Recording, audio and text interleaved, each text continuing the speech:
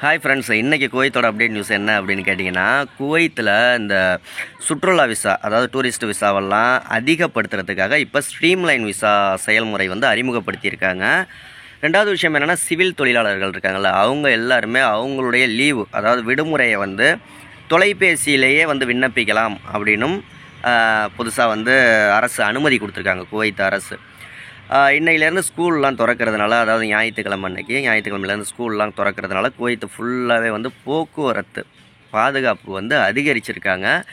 ஏடிஎம்மில், குவைத்தில் ஏடிஎம்மில் டிரான்சாக்ஷன், அதாவது பணம் எடுக்கிறது, பணம் போடுறது, இந்த மாதிரியான விஷயங்கள் வந்து ரொம்ப ரொம்ப குறைஞ்சிருக்கு. முக்கால்வாசி எது அதிகரிச்சிருக்கு அப்படின்னு கேட்டிங்கன்னா, டிஜிட்டல் டிரான்சாக்ஷன் ரொம்பவே அதிகரிச்சிருக்கு அப்படின்னும் செய்திகள் வெளியாகிருக்கு. அதே மாதிரி குவைத்தில் வந்து கவர்மெண்ட் அதிகாரிகள் ஒரு 4 பேரை கைது பண்ணியிருக்காங்க. எதுக்காக அப்படின்னா, போலியாக வந்து கைரேகை, அதாவது வேலைக்கு வரத்துக்கு கைரேகை வைக்கணும் இல்லையா, அது போலியாக ரெடி பண்ணதுனால அது மாதிரி ஒரு 4 பேர் கைது பண்ணியிருக்காங்க. இந்த மாதிரி குவைத்தோட அப்டேட் நியூஸ் எல்லாம் தெரிஞ்சுக்கணும், நம்ம சேனலை மறக்காமல் சப்ஸ்கிரைப் பண்ணிக்கோங்க.